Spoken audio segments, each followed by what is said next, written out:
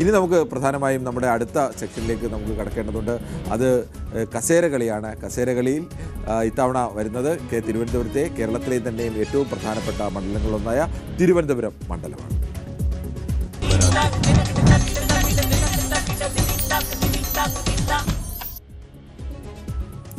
തിരുവനന്തപുരം മണ്ഡലത്തിലെ ഇത്തവണത്തെ ഏറ്റവും പ്രധാനപ്പെട്ട ഒരു പ്രത്യേകത 3 പേരും അപ്രതീക്ഷിതമായ സ്ഥാനാർത്ഥികളാണ്. കേരളത്തിലെ ഒട്ടുമിക്ക മണ്ഡലങ്ങളിലും നമ്മൾ പ്രതീക്ഷിച്ച സ്ഥാനാർത്ഥികളാണ് വന്നത്, അല്ലെങ്കിൽ ഏതെങ്കിലും ഒരു മുന്നണിക്കെങ്കിലും പ്രതീക്ഷിച്ച സ്ഥാനാർത്ഥി വന്നിട്ടുണ്ട്. പക്ഷേ ഇക്കുറി തിരുവനന്തപുരത്ത് UDFിൻ്റെ സ്ഥാനാർത്ഥിയായ CP ജോൺ, അവിടെ UDFിൻ്റെ പ്രധാനപ്പെട്ട നേതാക്കളൊക്കെ VS ശിവകുമാർ മുതൽ KS ശബരിനാഥ് വരെ ആ സീറ്റിന് വേണ്ടി വലിയ നീക്കങ്ങളൊക്കെ നടത്തിയതാണ്. പക്ഷേ അവസാനം ആ സീറ്റ് UDFിൻ്റെ ഘടകകക്ഷിയായ CMPക്ക് നൽകുന്നു. വർഷങ്ങളായി കോൺഗ്രസിനും UDFിനും ഒപ്പം നിൽക്കുന്ന CMPക്ക് CP ജോണിന് സുരക്ഷിതമായൊരു മണ്ഡലം, എന്തായാലും ഇപ്പോഴത്തെ അവസ്ഥയിൽ സുരക്ഷിതമെന്ന് UDFിന് പറയാവുന്ന ഒരു മണ്ഡലം അവർ CP ജോണിന് നൽകിയിരിക്കുന്നു.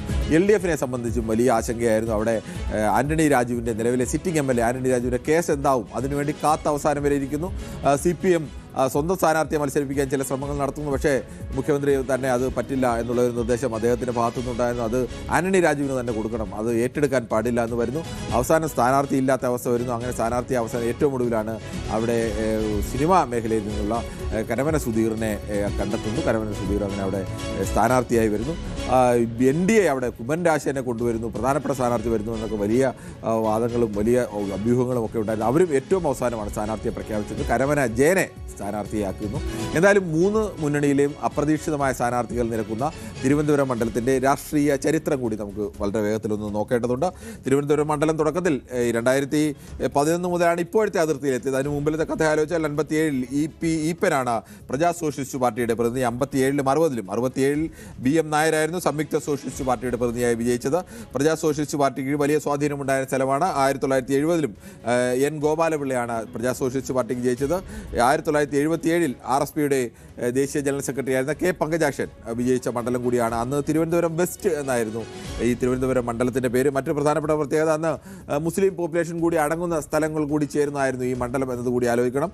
അന്ന് PA മുഹമ്മദ് കുഞ്ഞ്, ഇന്ത്യൻ യൂണിയൻ മുസ്ലിം ലീഗിൻ്റെ ഒരു നേതാവ്, 2 തവണ 80-ലും 82-ലും ഈ തിരുവനന്തപുരം വെസ്റ്റിൽ വിജയിച്ചിട്ടുണ്ട് എന്നതുകൂടി ആലോചിക്കണം. സമീപകാലത്തൊക്കെ ലീഗിൻ്റെ ഒരു സ്ഥാനാർത്ഥിക്ക് തിരുവനന്തപുരത്ത് ജയിക്കാൻ കഴിയുന്ന ഒരു സാഹചര്യം ഉണ്ടായിട്ടില്ല. പക്ഷേ അന്ന് 2 തവണ വിജയിച്ചിരുന്നു. അതിനുശേഷം 87-ലും 91-ലും കോൺഗ്രസിൽ നിന്ന് വിജയിച്ചത് MM ഹസനായിരുന്നു വിജയിച്ചത്. MM ഹസൻ 2 തവണ വിജയിച്ച മണ്ഡലം കൂടിയാണ്.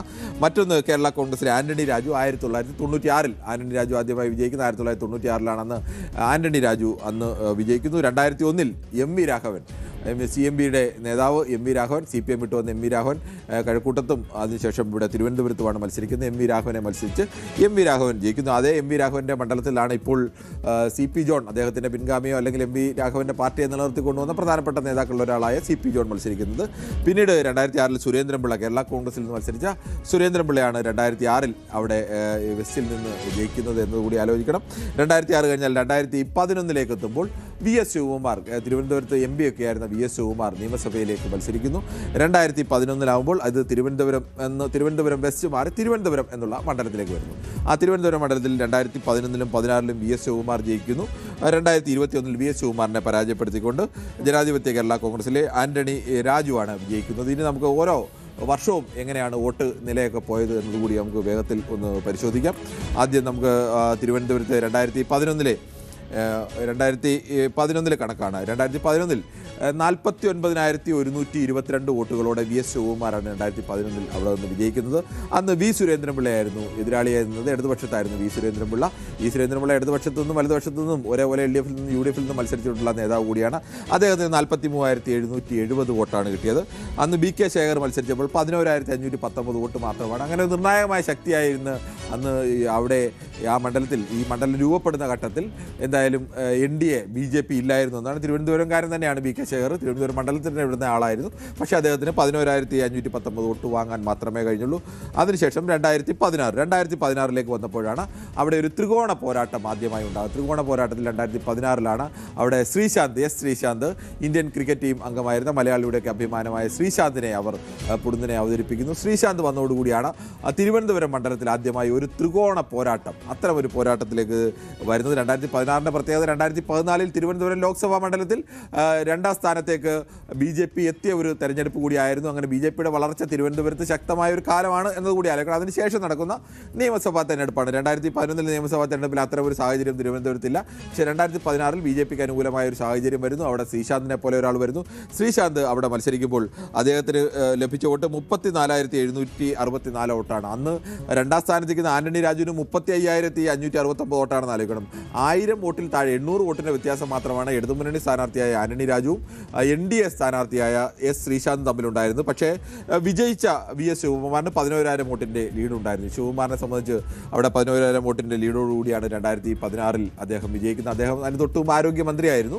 ആരോഗ്യമന്ത്രിയായി 2011 ആരോഗ്യമന്ത്രിയായിരുന്ന ആളാണ്. തിരുവനന്തപുരം ദേവസ്വം മന്ത്രിയൊക്കെ ആയിരുന്ന ആളാണ്. തിരുവനന്തപുരംകാരനാണ്. സ്വാഭാവികമായും അങ്ങനെ ആ മത്സരത്തിൽ വലിയ ഭൂരിപക്ഷത്തോടുകൂടി ശിവകുമാർ വിജയിക്കുന്നു. അതിനുശേഷം 2021 തെരഞ്ഞെടുപ്പിൽ പക്ഷേ ശിവകുമാറിൻ്റെ ജനപ്രീതി വല്ലാതെ ഇടിഞ്ഞുപോയി എന്നത് കണക്കാക്കണം. ആ തെരഞ്ഞെടുപ്പിൽ ആന്റണി രാജു ശിവകുമാറിനെ വീണ്ടും 48,748 വോട്ടിൻ്റെ വോട്ട് നേടി അവിടെ ആന്റണി രാജു വിജയിക്കുന്നു. VS ശിവകുമാർ 41,659 വോട്ട് മാത്രമേ നേടാൻ കഴിഞ്ഞുള്ളൂ. ഈ കൃഷ്ണകുമാറാണ് ജി കൃഷ്ണകുമാറാണ്. കൃഷ്ണകുമാർ വലിയ പ്രചാരണത്തോടുകൂടിയൊക്കെ ഇറങ്ങിയതാണ്. BJPയുടെ സ്ഥാനാർത്ഥിയായി നിന്നുകൊണ്ട് NDAയുടെ നേതാവായിട്ടൊക്കെ നിന്നുകൊണ്ട് കേരളത്തിൽ കൃഷ്ണകുമാറിനെ കുറിച്ച് പറയുന്നത് തന്നെ ഇവിടെ എന്ത് പുതിയ പാലം വന്നാലും അവിടെയെല്ലാം അതിന് പിന്നിൽ പ്രവർത്തിച്ച കൃഷ്ണകുമാർ ജിക്ക് അഭിവാദ്യങ്ങൾ എന്നുള്ള ബോർഡൊക്കെ വെച്ച് എന്തായാലും അദ്ദേഹം നല്ല രീതിയിൽ തന്നെ എന്തായാലും വോട്ട് പിടിച്ചു. 34,996 വോട്ടാണ് പിടിച്ചത്. മറ്റൊന്ന് തിരുവനന്തപുരം മണ്ഡലത്തിൻ്റെ ഈ കഴിഞ്ഞ കുറച്ചു കാലത്തെ ഒരു ഗ്രാഫ് കൂടി നമുക്കൊന്ന് പരിശോധിക്കാം. എങ്ങനെയാണ് ഇവിടെ ആരായിരുന്നു മുന്നിലുണ്ടായിരുന്നത്, ആരാണ് പിന്നിലുണ്ടായിരുന്നത് എന്നുള്ള ആ ഒരു നിയമസഭാ തെരഞ്ഞെടുപ്പിൻ്റെ ഗ്രാഫും കണക്കുകൾ കൂടി നമുക്കൊന്ന് പരിശോധിക്കാം.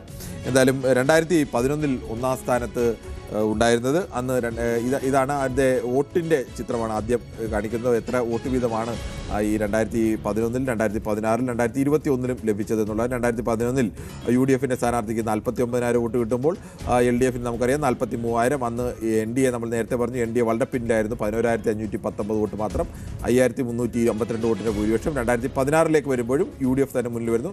2021 വരുമ്പോഴാണ് അവിടെ 1ാം സ്ഥാനത്തേക്ക് LDF വരുന്നത്, 2ാം സ്ഥാനത്തേക്ക് UDF വരുന്നു, 3ാം സ്ഥാനത്തേക്ക് വ്യത്യാസം ചെറുതാണെങ്കിലും 3ാം സ്ഥാനത്ത് തന്നെയാണ് തിരുവനന്തപുരത്ത് ഇപ്പോഴും നിൽക്കുന്നത്. NDA എന്ന പ്രത്യേകത കൂടിയുണ്ട്. ഇനി നമുക്ക് ലോക്സഭയുടെ കണക്കുകൾ കൂടി നമുക്ക് വേഗത്തിൽ ഒന്ന് പരിശോധിക്കേണ്ടതുണ്ട്. ലോക്സഭയുടെ കണക്ക് പരിശോധിച്ചാൽ 2014 കണക്കിൽ 2014 40,835 വോട്ട്. നമ്മൾ നേരത്തെ പറഞ്ഞു അന്ന് രാജഗോപാൽ മത്സരിക്കുമ്പോൾ 40,835 വോട്ട് നേടി. രാജഗോപാൽ മുന്നിൽ വന്ന ഒരു മണ്ഡലം കൂടിയാണ് 2014. അന്ന് 2ാം സ്ഥാനത്തുണ്ടായിരുന്നത് UDF ആണ്, 3ാം സ്ഥാനത്തായിരുന്നു LDF. ഈ 3 തെരഞ്ഞെടുപ്പിലും 3ാം സ്ഥാനത്തായിരുന്നു എന്ന പ്രത്യേകത കൂടിയുണ്ട്.